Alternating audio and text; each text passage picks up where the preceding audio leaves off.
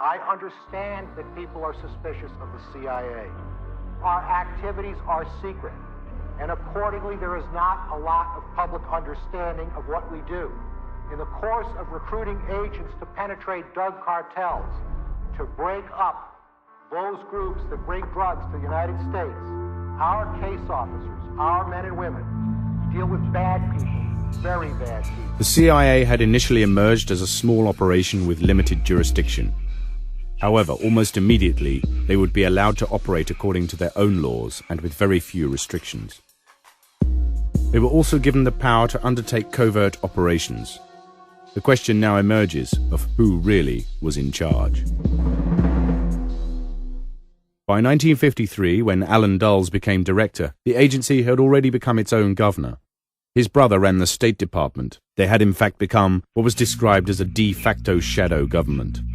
They provided information about their actions only when they thought it was necessary.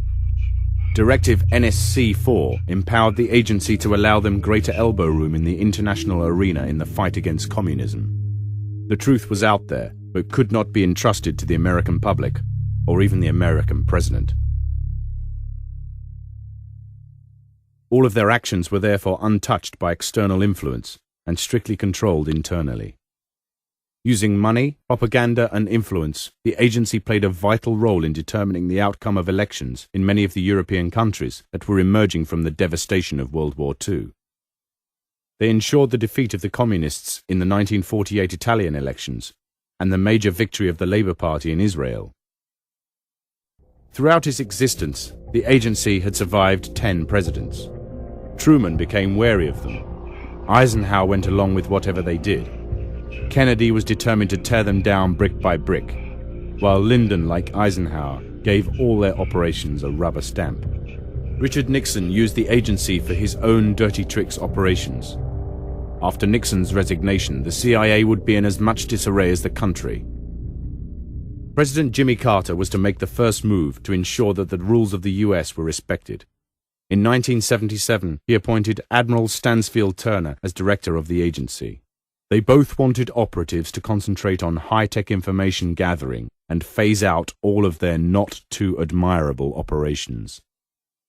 Unfortunately, when Ronald Reagan came into power, Turner would be replaced by William Casey, a veteran of the OSS. The agency could now return to dirty tricks, destabilization, and quasi-military covert ops.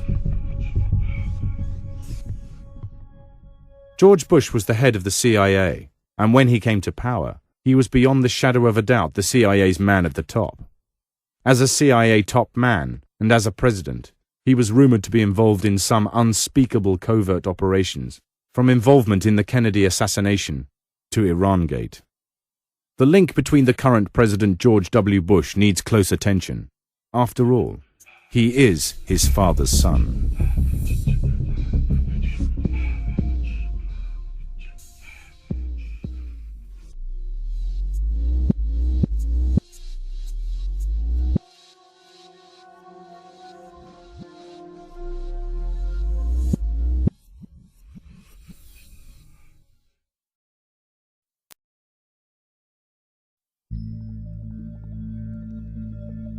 Throughout the CIA's brief history, we have seen the revelation behind many of their actions. Consequently, any statement made by the agency is routinely being questioned. This lends a certain measure of unwarranted credence to some of the most paranoid and far-fetched stories about its operations and objectives. For more than 50 years, the CIA was willing to remove any source they perceived as a threat to their survival. They effectively exhausted the excuse that communism was an overwhelming danger and that no action could be considered extreme in their fight to put an end to it. As far as they were concerned, the means always justified the end. With the Red Menace now only confined to Cuba, the company can no longer excuse its methodology for conducting business. Will it be possible to ever fully dismantle the CIA? According to the Hydra of Greek myth, you can cut the head off and 10 more will grow back in its place. The only way really to effectively close down the agency would be to revoke its character and cut off its money, But again, is this possible? For years, the agency has received defense budgets, all without the authorization of Congress. The agency also receives an income from various ongoing investment enterprises that range from drug trafficking to the ownership of airlines and banks. The agency's ties to some of the world's most powerful organizations guarantees them a strong support system. The CIA could in fact stand alone as a vast autonomous entity, operating either for hire or as it did before, according to its own agenda.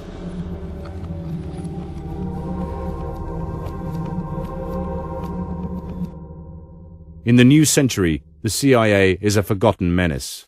The new government, they say, has little need for their dirty tricks. There is no more communist threat. There is no enemy physically suitable for the CIA to attack. The power that they once exercised has very little sympathy in this new, bold era. All the old enemies have faded from the battlefield, and the CIA, like an old weapon, is rusting away. Or is it? The events of the 11th of September will mark the return of the Jackal and issue a brand new lease of life for the old company.